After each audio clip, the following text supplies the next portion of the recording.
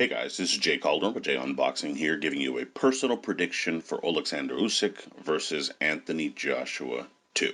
And as always, this is just my take, of course. Your prediction can be left down in the comments section below, especially with a fight like this of this magnitude. Would love to hear them all your bets, your picks, so on and so forth. Leave those down in the comments section, please. And a little bit of fight info here. We have Usyk versus Joshua 2. This is a return bout from their 2021 encounter. This one will be taking place at the JEDDAH Superdome in Jeddah, Saudi Arabia, airing on Sky Sports, I guess, over in the United Kingdom, and airing on DAZN elsewhere here in the United States, with the IBF, WBA, and WBO heavyweight titles on the line that are currently possessed by Usyk, who took them from Joshua in 2021. And of course, this is a very big fight for both. This is kind of a make or break in some respects for either man when you kind of look at it. Yes, Usyk won the first encounter, but if he loses this one, you do begin to question if maybe Joshua had an off night, if Usyk just had a bit of a fluke perhaps. And it really does kind of bring into question whether or not he's going to have much more success at the very top of the division. On the other hand, if you're Joshua, you still have some big fights. Let's not get this twisted. I know a lot of AJ haters out there are going to want to say his career is over. He still has a ton of big money fights that he could make, all the way from Dillian White all the way to Deontay Wilder. He has a bunch of other options out there, but in terms of being able to reign over the division, he's certainly going to be in a bit more of a waiting game if he's not able to sort of reverse the course on this particular feud. So you certainly have a couple of questions you'll have asked in this fight of both men, and whether or not one can kind of, repeat his success, or if the other can kind of reverse it. As mentioned, we'll be trying to get into that. So without much more ado, let's break this one down.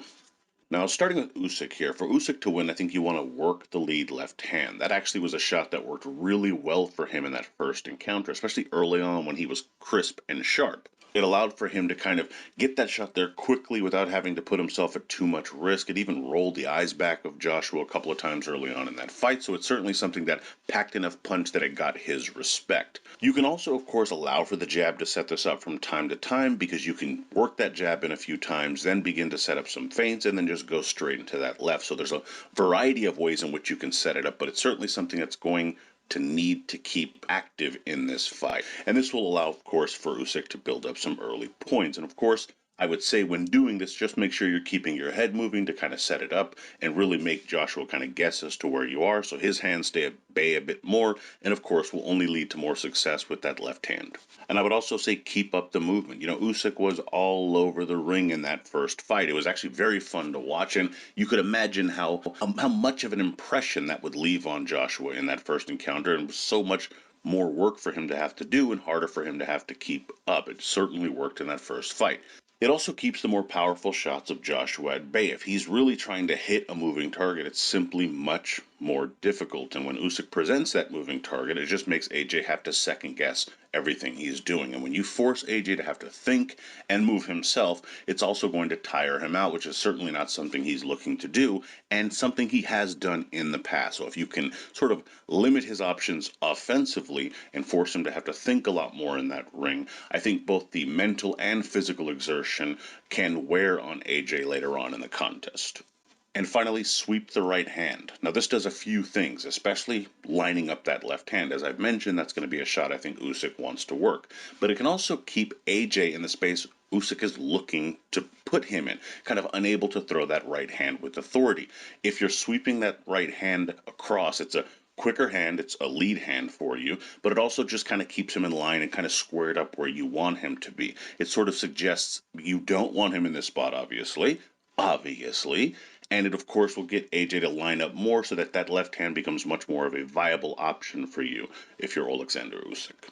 Now, for Joshua to win, this is a little trickier because there were very, in my opinion, few things that he did in that first encounter to really give you a great deal of belief that he has much more success he could have. Of course, it's heavyweight boxing, anything can happen, but that having been said, I did see a couple of things I think he could do, so we'll start with this here. The first one is, of course, limit Usyk's movement. That was the biggest downfall for Joshua. He just couldn't keep him pinned down, and he's going to have to do some things to at least attempt to get that accomplished. This is going to be best done by pushing him back at least a little bit, getting inside a bit more, making it rougher, an uglier fight. In some ways, that first fight was a little too pretty. and pretty does not benefit Joshua in this case. He needs to make it a bit uglier. You can also kind of help your case if you're AJ by keeping your lead foot on the outside. This isn't going to always be done because Usyk simply has faster feet, but the more you can do that as AJ, you're going to have more success. And of course, you can also use that left hook to kind of frame him up a little bit more and get him where you want him aligned, as I was sort of mentioning with Usyk. They both are going to look to want to do that with that lead hook shot. And I think if AJ gets that going, it certainly can help his case in this fight. And I would also say for AJ, again, a very similar thing that he's going to want to look to do in this fight is something that Usyk's looking to do, which is lead with the backhand from time to time. All of the previous things that I just stated can lead to this right hand. When you're trying to frame them up, put them in front of you, push them back, that right hand can really have a lot more of authority and snap on it. The jab is important, and we'll get to that. You want to vary your attack, but against someone as cunning as Usyk, you want to make sure that you're keeping him guessing. This right hand as a lead can also do a couple of other things for you. If you're Joshua and you're always trying to lead with the jab, the left hand of Usyk's going to get there about at the same speed as your shot. The difference is his will have more mustard on it. If you're able to kind of exchange those backhand shots, it might cause Usyk to think a bit more before just throwing that power shot because he knows something perhaps more powerful is on the way. So at the very least, you're giving him more to consider. And finally, as I mentioned, establish the jab. While, again, you want to lead with the power shot, if you will, he said, stuttering and stammering. As I mentioned, it will be important to mix up your attack against someone like Usyk. You can't just chase him and just hope that you're going to be able to land that simple 1-2 every single time. You're going to need to vary your assault. And just in terms of overall scoring, it's just going to be important that you're landing some more power shots, kind of make the judges see, Usyk's head snapping back a few times, which is not something we saw a lot of in that first encounter. This will also make Usyk think a bit more than he is used to by having to switch up his kind of, defense. Are you going to be throwing that backhand shot? Are you throwing the lead shot? It's just something that at least adds a wrinkle to AJ's game that is not something he's going to necessarily have to, use by retooling his entire arsenal. This is something that's a relatively easy fix so long as it's drilled in his preparation. Push him back, use that jab and the left hook to kind of line him up and do so, and once you've lined him up, score with that straight lead right hand, and I think as the fight progresses, you can have some success if you're able to do so.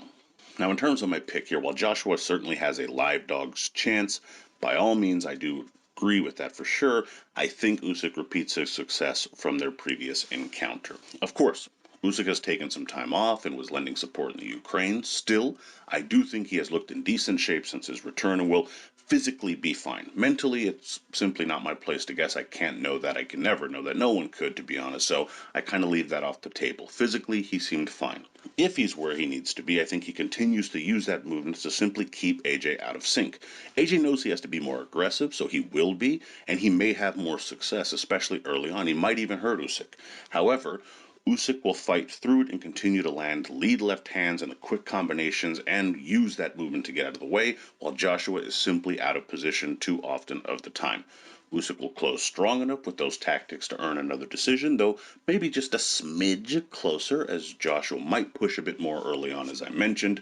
Still, nonetheless, my prediction is Usyk via split or majority decision. Now, the betting odds for this fight have Usyk as a decent favorite at a minus 215 with AJ coming in at a plus 165. You can get a little bit closer, a little bit wider in some books, but for the most part, they're kind of laying in that position with Usyk coming in as a decent favorite. Not too bad of odds for either of them, to be honest. Of course, you're getting a little more value in the AJ pick, and of course, you would presume that the promotion would want him to win, so if it is a close fight, you never know what might happen. Still, you get a decent bit of value in both.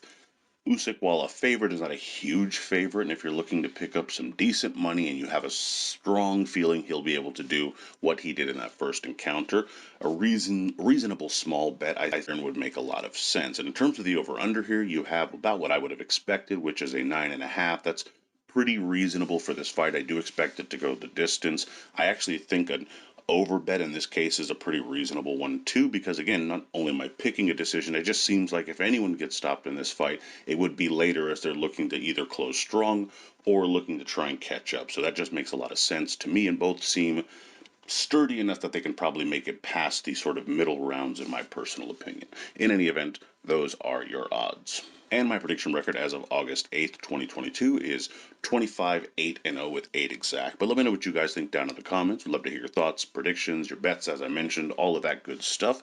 Let me know down in the comments who you think wins and what sort of bets you're laying for this one. It's kind of an interesting one, which certainly love to hear all that stuff down in the comments. Please be sure to like, share, subscribe, follow me on Twitter at jcaldwin_JOB. You can email me at jagunboxing@gmail.com. Would love to hear from you there. Also, be sure to check out jagunboxing.com for schedule, results, betting odds, rankings, all of that good stuff. And as always, until next time.